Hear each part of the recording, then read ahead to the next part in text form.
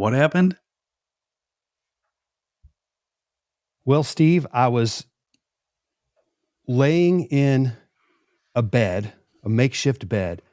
It was two by four frame, blow up mattress in a house in New Orleans after Hurricane Katrina. No sheetrock anywhere, black plastic for walls, and I'm laying there in the middle of the night, eyes open, can't sleep because I don't have the cash to pay my paint bill from months earlier. I Oh didn't know my, what I was going to do. my goodness.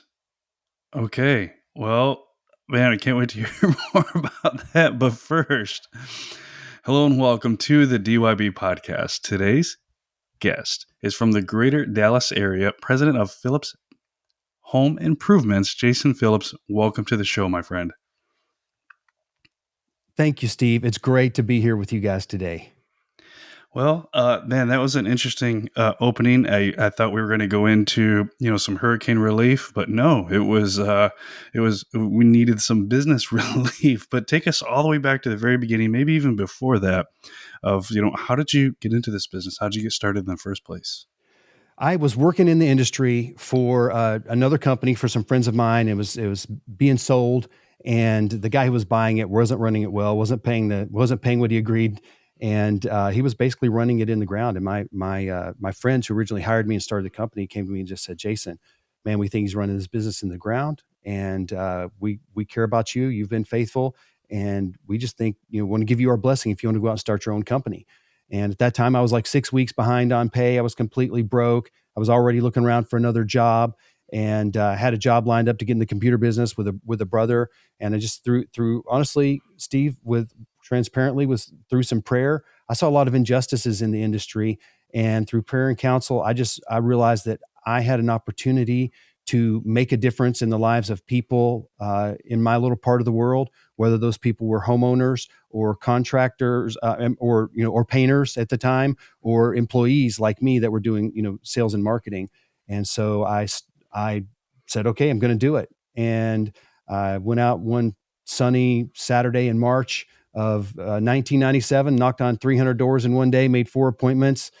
Came and sold 3 of them that night, and Monday sold the last one, and boom, I was in business. I knew how to sell, I knew how to market, didn't really know much about business, but boy, was I in business, and I had food on the table Friday for my family. Wow. So 300 doors in one day. I've knocked on some doors. That's a lot of doors. It was a long Yeah. day, Yeah. but Yeah. I mean, Yeah. I had a plan for a good year, and it was the Goodyear tread on the bottom of my shoes taking me through the neighborhood. That's great. I love it. Now, back when I was knocking on doors, I knocked on doors when I started over in Florida. I was listening to Zig Ziglar. He talked me into going from door to door to door to door. Did you have anybody in your ears that was Oh encouraging you man, along the way? Zig Ziglar, the Yeah. secrets of closing the sale. Can't tell Oh, you how yeah. many times I listened to that book. Mm-hmm. And Brian, Right along with on. Brian Tracy's Psychology of Selling. Yes, sir. Yeah. Amen. A couple of my favorites. In fact, they're probably behind me here.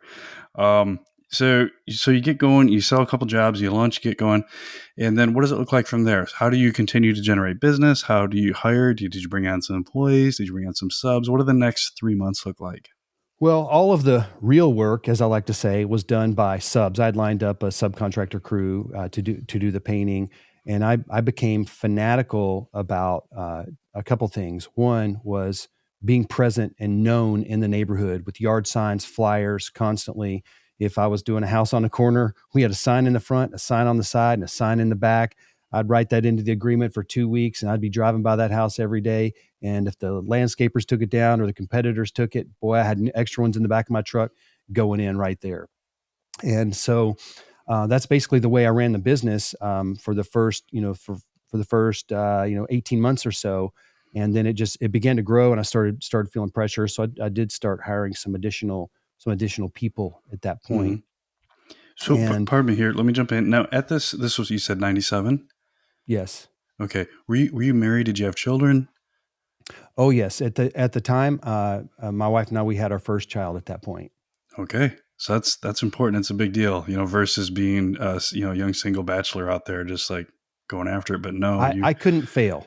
I had right. no option but to swim. It was sink or swim, and Jason was going to swim. Okay, I can relate. That's it. So, because you often wonder, where does the drive come from? Where, that burning desire to just get after it.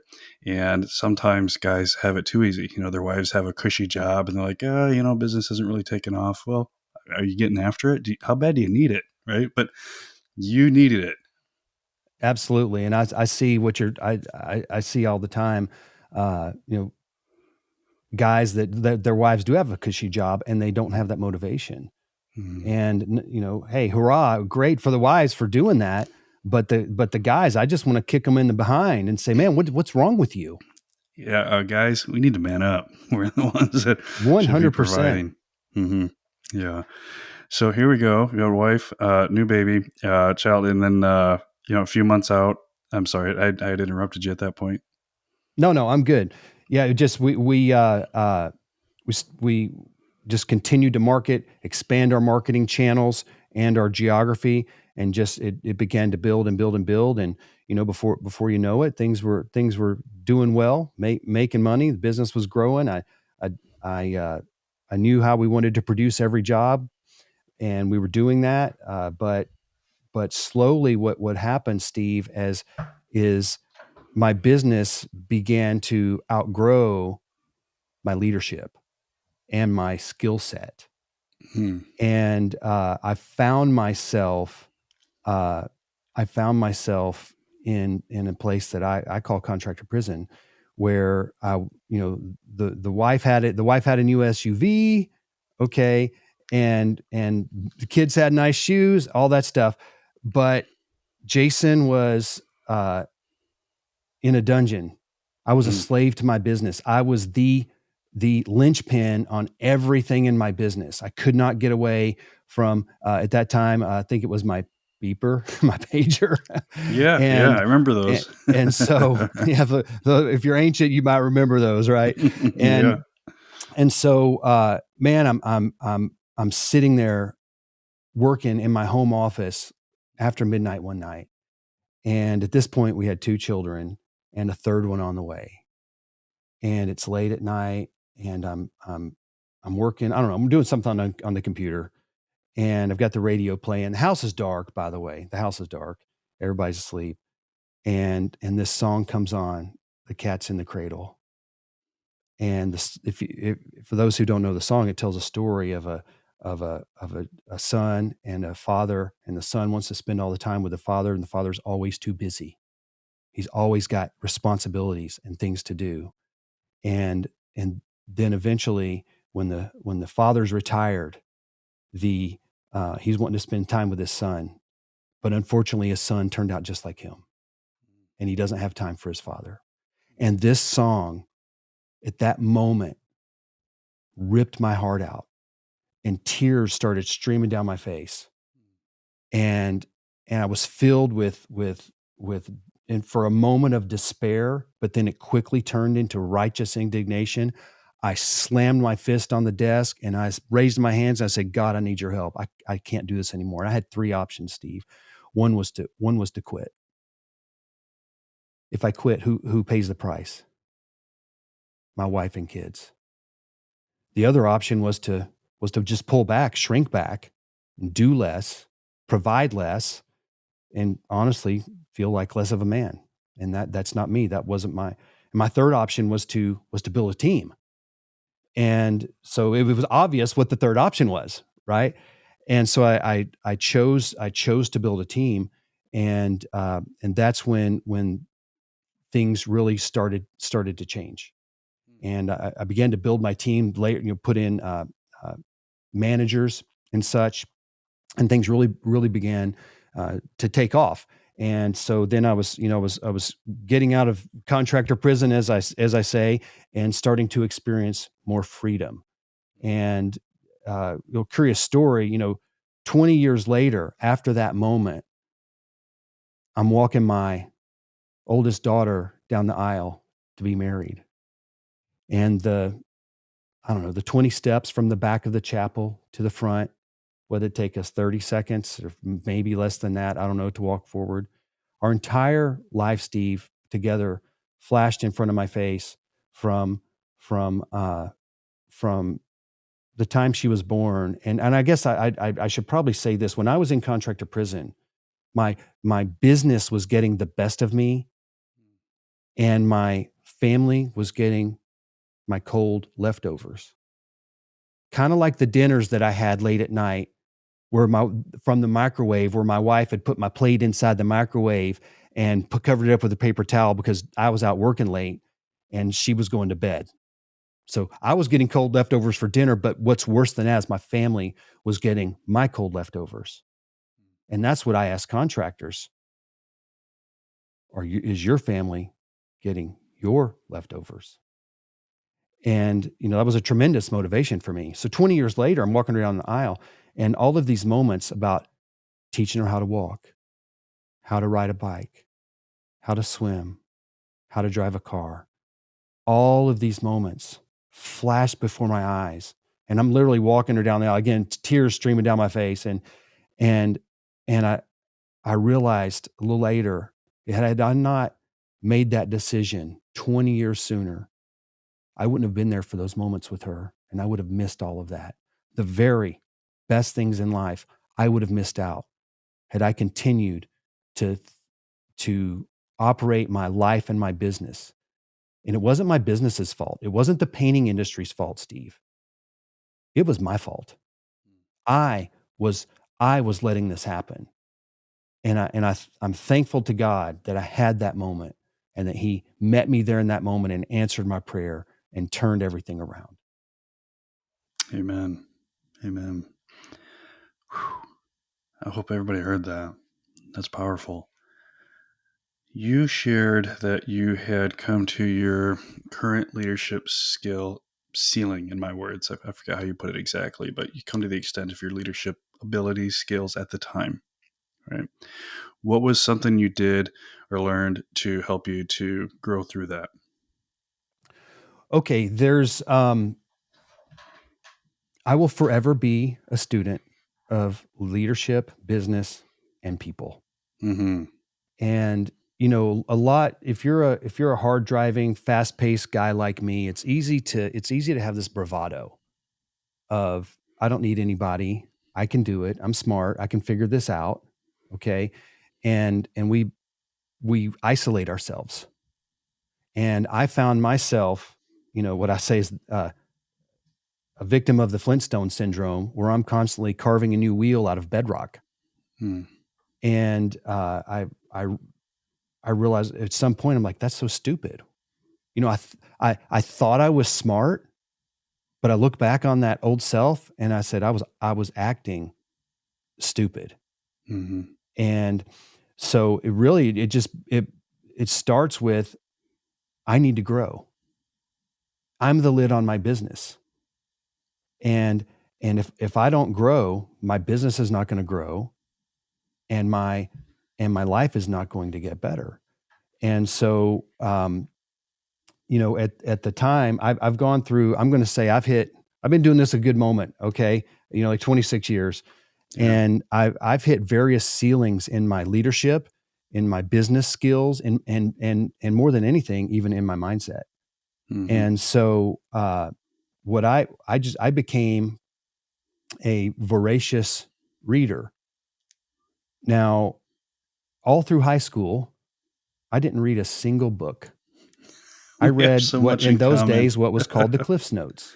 Yeah. And somehow Jason graduated in the top 10% of the largest high school in Texas Hmm. because I was a good test taker. I was smart. Okay. But here's the thing. My weakness was reading. Not that I couldn't read. I mean, I was great with punctuation. I was great with spelling and grammar and Mm-hmm. all that. But just reading, I would get distracted and I would read a whole page and I'm like, what did I just read? And I've found that, man, I'm not the only one like that. Tons of people experience that and they don't read. And so I'm going to tell you what changed my life, Steve, was I later in this was like 2013, something like that. I had three daughters, all in competitive cheerleading Hmm. on three different teams.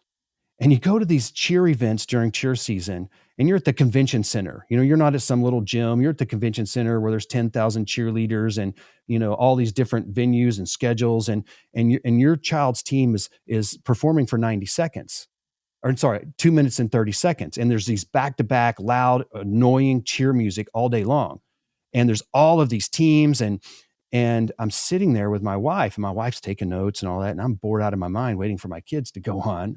And so we had to be there early in the morning and be there late at night because this team's at 6 a.m., this team's at 7 p.m., and award ceremonies at 9 p.m. or whenever they get done. So we're stuck there all day. Mhm. So I brought my iPad with a Kindle book, and I brought my Bose Quiet Comfort headphones, and I put on my headphones and I played the Audible and I read the Kindle. And now all of a sudden I had both. I had my eyes and my ears, and that kept my attention. And I began to chew through a book every weekend or more. Hmm. And it really, I mean, and I had actually prayed, a few months before that. I knew that I was the lid on my company yet again. And I prayed a prayer. I said, God, I'm asking for upgrades. Will you upgrade my ability and help me become a reader so I can learn things that I need to learn? And it was literally just a few weeks after that this happened, and it changed my life. And I would bet for your listeners here, there's probably a number of them that are in the same boat I was in. And I bet if you try listening and reading at the same time, it could possibly change your life as it changed mine.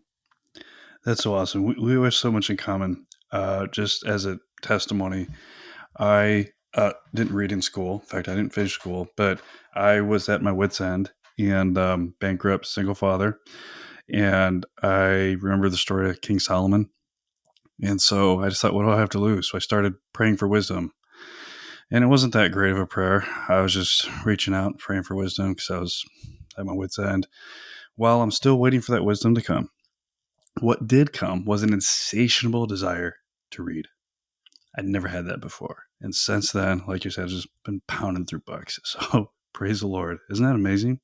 That is amazing. You know, And that, when you get a good book, at least me, when I get a great book, I'm mm-hmm, like, okay, wait, I need to stop at this chapter and I need to go implement what I just learned. I mm-hmm, can't read a page more, and I've got to do something with what I learned. yeah, And I did that constantly. So I would read a book on business, and I might read one on leadership. So I'd keep reading, but I'd read something else because that other topic, I had to deal with that. mm-hmm, mm-hmm.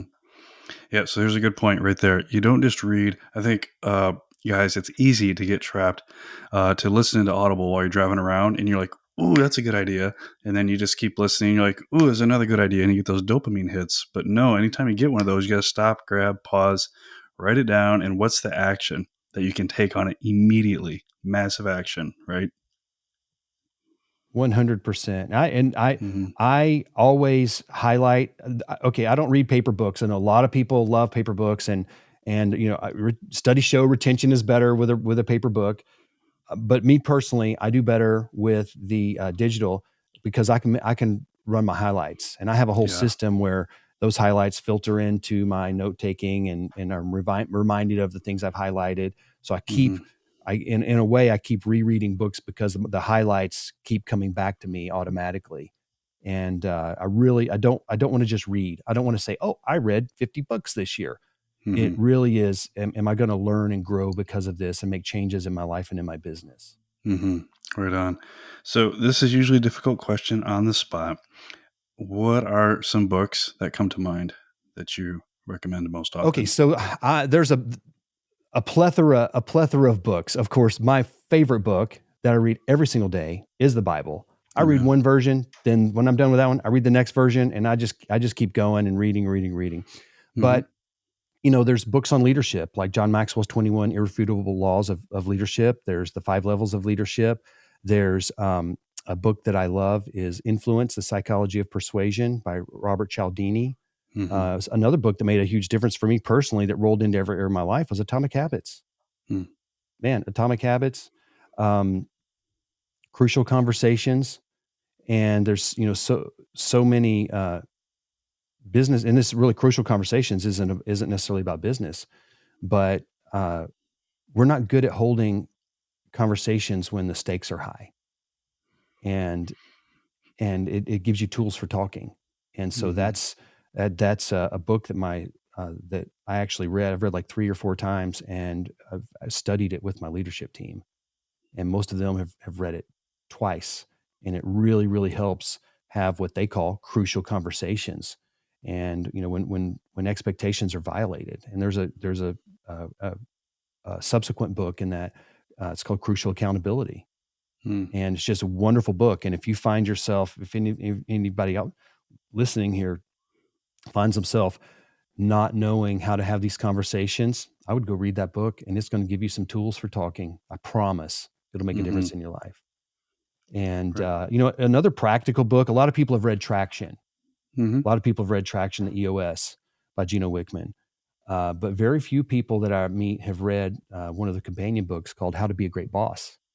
It actually gives you the practical tools on how to be a great boss and conduct meetings with your people. It's a fantastic book. It's so simple. It's not rocket science, but you just write. The best things are simple. Just start using that plan. You don't have to invent it yourself. Just do it. Mhm.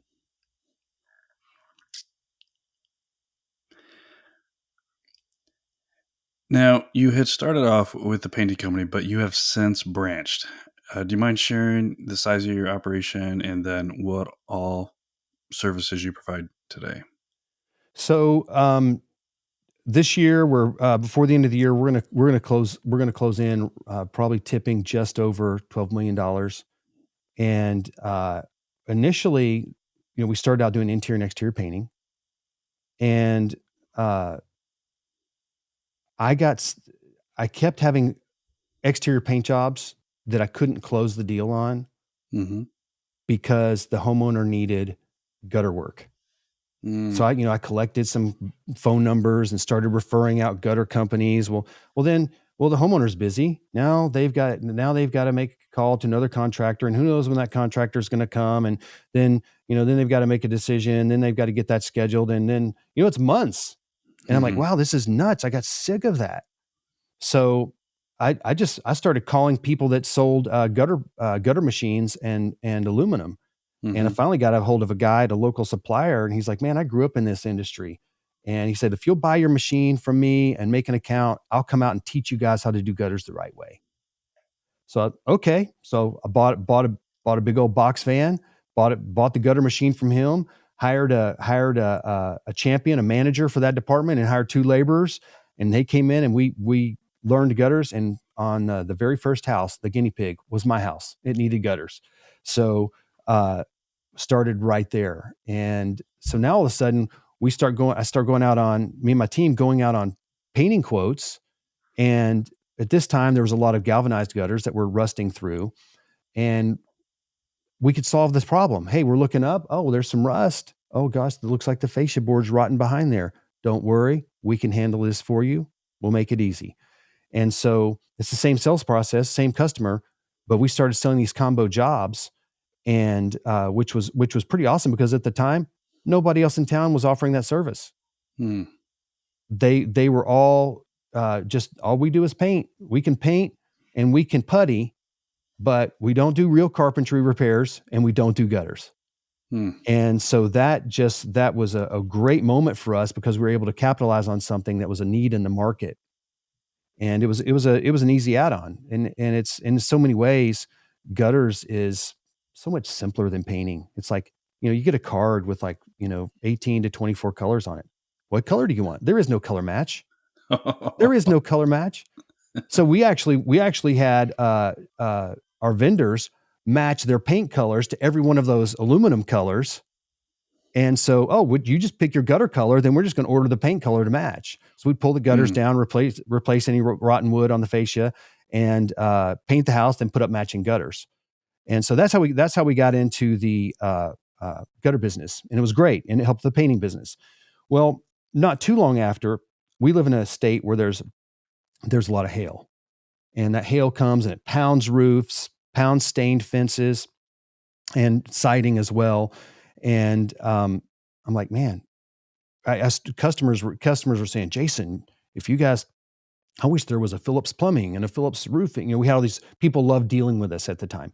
So I hired a guy to come sell painting and gutters for me that had experience in the roofing industry, and with the idea that as soon as we saw an opportunity, we were going to start providing roofing. So on the back, he was putting the crews together and opening accounts with vendors and such before there was really any hail. Well, boom, then hail hits, and we're in the roofing business. So now we're not just doing their roof; we're doing their roof, their paint, their gutters, and so that's what we do today. Those are our primary offerings. Fantastic. Do you have any plans to expand into additional services? No, no, we do not plan on offering any additional services in the near future. We plan on maximizing. We've got so much opportunity Hmm. here in Dallas Fort Worth and even across Texas. We've got so much opportunity. We just need to continue to get better and at what we're currently offering and Yeah. bigger market Okay. share. Yeah, because as the hail comes in, that's nice ecosystem, right? The hail, it needs paint, needs a roof, and the gutters are gonna need replaced as well. So that makes sense. What are your current hiring strategies for finding? I heard you say champions, and we refer to them as all stars. What's been key for you in your companies? Well, the first thing, and I wish I would have learned this a lot sooner in life, Steve, is that people are different, and I need different people in different positions that aren't like me. And we tend to hire people like ourselves. Therefore, our businesses have the same strengths and weaknesses as we do if we hire people just like us. And it's hard to get along a lot of times with someone that doesn't work as fast as you, or works faster than you, or isn't as detailed, or they're risk averse, or they love risk, all of these different things. And a well rounded team, you need every player. Like on a football field, you don't want everybody being the kicker, but boy, you do need a kicker. Kickers win games. You need every single position. And the same thing as you build your company, you're going to have to move from being a generalist to developing roles that are specialists. And it's one piece at a time when it's a small company. And the bigger your company gets, the more specialization you can have. And the more specialization you have, the better job, the higher they can develop their skills. So, one, we want to know exactly the personality profile that we need for a role. Learning about behaviors and people. Here's the thing: people are different, but here's the beauty: people are predictably different, and that's where DISC personality styles come in. And I've taken every assessment out there, and I'm not here to say other assessments are bad. What I am saying is I adopted DISC in my business because one, it's not just about me; it's about my interaction with others as well, and understanding others and how we can better relate as a team. And so that's one of the advantages. Another advantage is it's also uh, I don't need to be the only one that understands this. I need everybody on my team to have a basic understanding of personality styles and how to communicate properly with one another so that we can all work together better as a team. And honestly, it helped my parenting, it helped my marriage, it helps every interaction in my life. And so that was transformational. So we always consider uh, what what personality style we need in a particular role. And when I first learned about this about 10 years ago, I realized that I had um, bad roles designed. And for instance, my salespeople were also project managers, and all the work was done by subcontractors at this time. But someone who is a great salesperson is rarely a great project manager, and vice versa.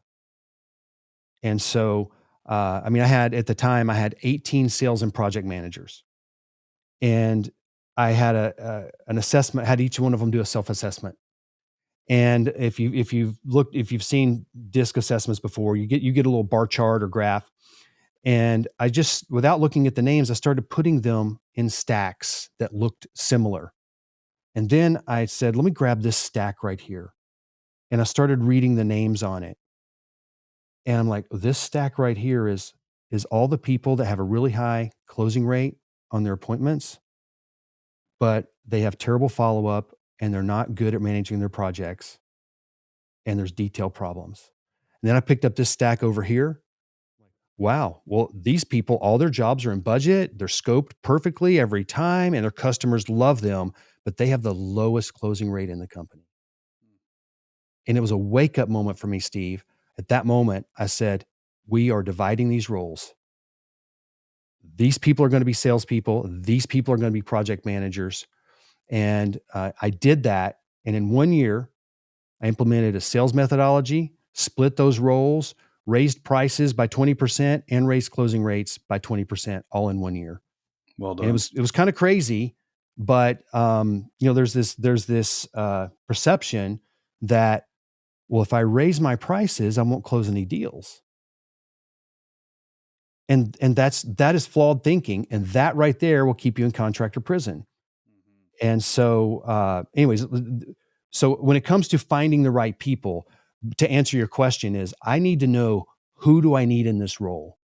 What do they need to be good at? And what do they need to be attracted to? What do they need to be attracted to? My salespeople are attracted to winning. They have a high dominance factor. And I run into a lot of company owners that are running their company and they don't have a high dominance factor. There's nothing right or wrong about it. It just means that you're going to probably need to hire someone that does, to run your sales process so you can raise your prices, because you're never going to scale your company and truly get freedom without raising your prices.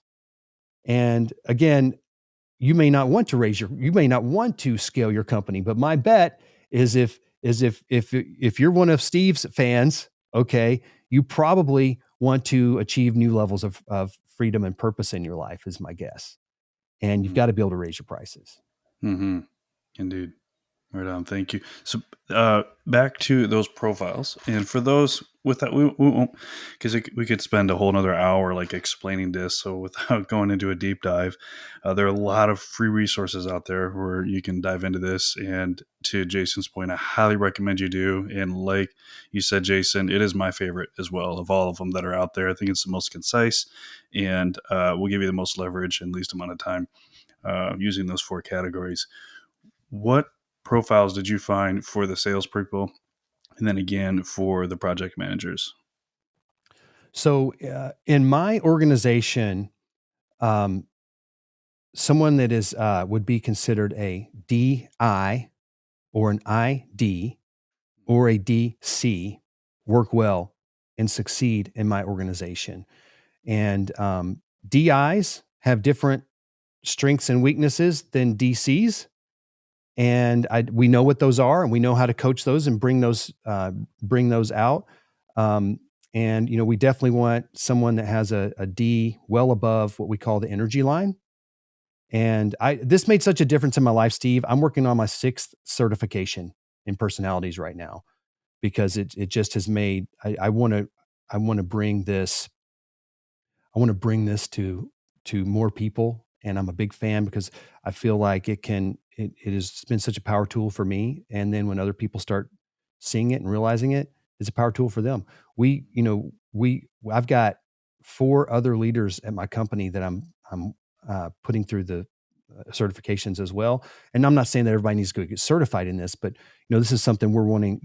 We're teaching, and we believe it's impactful even beyond business. So now project managers, let me tell you, for instance, let me give you 2 examples for project managers. Do you want your project managers to be fast paced or slow paced? Do you want them to be detail oriented or results oriented? And I currently have both on my team, and they both have strengths and weaknesses. And what we do is we pair them. We try to listen to the homeowner and try to pair up the best project manager with them. And so, for instance, again, if you guys that are listening know your profile, the last thing I want to do is make anybody feel that you are insufficient. Okay. Every personality style is amazing. But the truth is, every single one of us have blind sides, weaknesses, and things we just hate to do. And if we hate to do them, we have an aversion to them. We're going to get to those things last, if at all. And so, if you've got a mountain to conquer and you need someone that's a hard negotiator, maybe with your subcontractors, well, guess what? You may need someone with a high D. But if with someone with a high D and a low C, C stands for conscientiousness. Someone with a low C is not going to get all the details right. They're not. And if you want someone to really get the details right, then you're going to want someone with a little C in their profile. S people are real warm, friendly people, but they're also slow paced. And they don't necessarily like to deal with hard conversations. They're great and they're amazing. They're supportive and they are awesome in customer service departments. So you need to think about, how do you run your company? And would you rather have someone like, I'm going to say project manager A over here. Okay. Project manager A. He has a high D and a high I. He's fast. He gets things done, and his jobs always come in budget. But every now and then he rubs a customer the wrong way. Got project manager B over here. He's a little slower paced, sometimes struggles to meet budget, but all of his customers love him and he gets a lot of 5-star reviews. So we want 5-star reviews, but we also want budget. So balancing those. And so we actually have learned to put them, and both these guys have been on my team for a very long time. But we've learned to navigate and put them on the right project and pair them with the right homeowner. Fantastic. Culture. What do you do to cultivate culture in your company? A lot of contractors will focus on the hard skills, but we've been in this long enough to know that it's the soft skills So that drive that's profits. something I'm very passionate about, Steve, is culture. And I wish I would have realized this much earlier in my career, but here's a truth we need to face is that culture is the invisible force that's either building your company or eroding your company.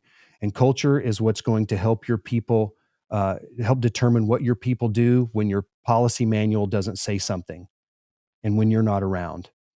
And it's very important. Now, when I say culture, I don't just mean, hey, we're having sleeping pods and unlimited meals in the office and an unlimited time off. That's not what it's about. Okay.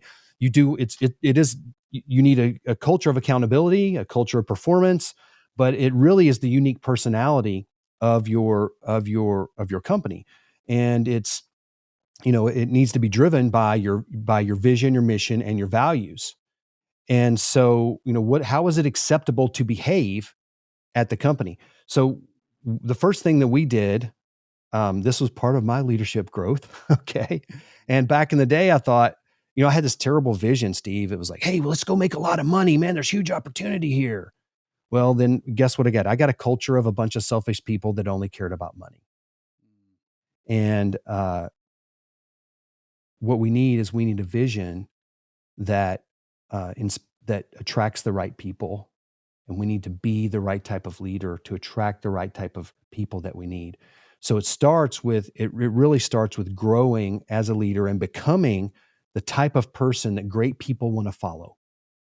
That's part of it. And then when you're hiring, you're trying to uncover the values of your people, your candidates. And of course, you need your core values written down. Hey, this is who we are. This is what we're about. This is what's non-negotiable.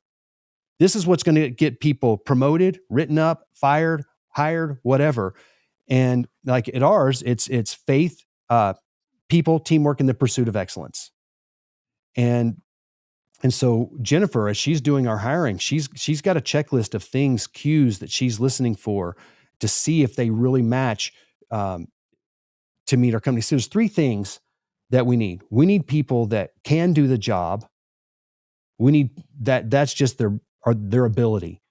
We need people that will do the job, which is more about motivations, things they're drawn to, things they're repelled by. So can they, will they? And that last critical piece is, do they fit the culture? And if you have someone that can do the job and they'll go after it, but they don't fit your culture, at some point it will blow up in your face. It may be sooner, it may be later, but it will probably be at not a good time for you as the business owner. And so we hire using core values, we fire, we constantly reinforce core values, the things that we want to, the culture that we want to create. Steve, I went from a completely toxic culture in my company, converted it to a touted, award-winning culture. We last year were recognized as one of the best places to work in North Texas for small businesses. So I went from completely toxic all the way over here with this leadership transformation. I completely rebuilt my company, and I value culture almost more than anything right now. Look, seasons can go up and down. We can make money, we can lose money, but when my culture is there, it's like a finely tuned engine, and so it's reinforcing the way that you're gonna act, attracting the right people, and of course, we need to have fun at work, right? We need to have a fun factor, but there's this idea that having a great company culture means everybody's constantly laughing and not getting anything done. You can have a performance culture with accountability, and people still love working there. Indeed. Thank you.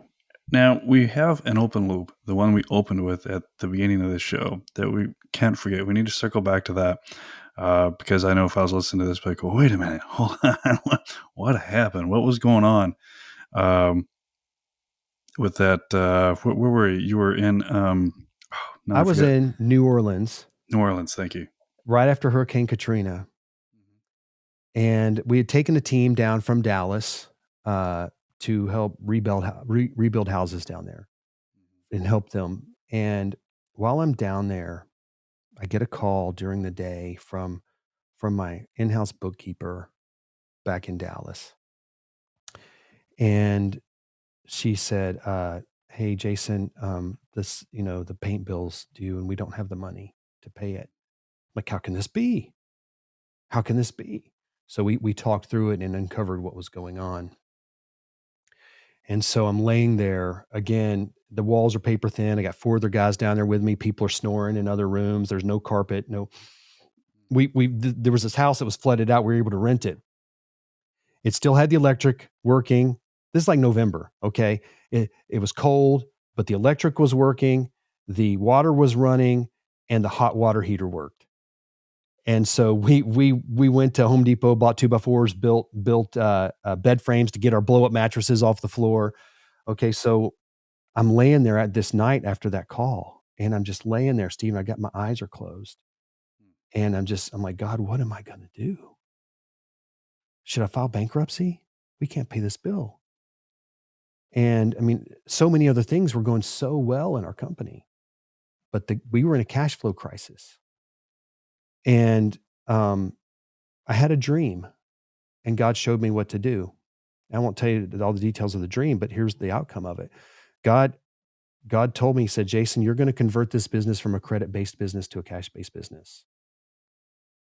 And so the next day I woke up, I called my reps from my vendors, and I said, hey, we owe you, X amount of dollars. It was a lot of money, tens of thousands of dollars. And I don't have the money to pay you, but I want to ask you if this would work. I do want to pay you, but I've got to stay in business to pay you. How about we take that money that I owe you and let's put it on a promissory note, and I make you payments. You keep my account open, and I will pay you every single day for our purchases going here forward. So he says, okay, let me talk to my bosses. I'll call you back. He called me back the next morning. He said, hey, Jason, we can do that. And before we hung up, he said, oh, by the way, I've got great news. Since you're going to be buying and paying for those things right away, you're going to get early pay discounts on your new purchases. So I had a few vendors I had to do that with. Now, how we got into that spot was because there were some things hidden from me that I wasn't seeing. Um, and there's this odd thing in QuickBooks where when you download transactions from the bank, you don't see them anywhere except in your online banking until you accept those and accept those into your registers. And so there was a lot of transactions that were stuck in there that she had not been dealing with. And so it gave me a false, uh, the numbers I was looking at. Ultimately, it was my fault for not inspecting what I expected. This was my fault. So it took me about I don't remember, 6 to 9 months. I literally went for 3 months without taking a paycheck. And after 6 to 9 months, we paid off we had like three major vendors that we owed significant money to. We paid them off. And so we were still paying for stuff. They got sick of having us pay every day. So now we were just paying once a week. They got sick of us paying every day. And when we paid those off, I was now getting uh, paying for my materials as I was using them. And I began to get favor from my vendors like never before.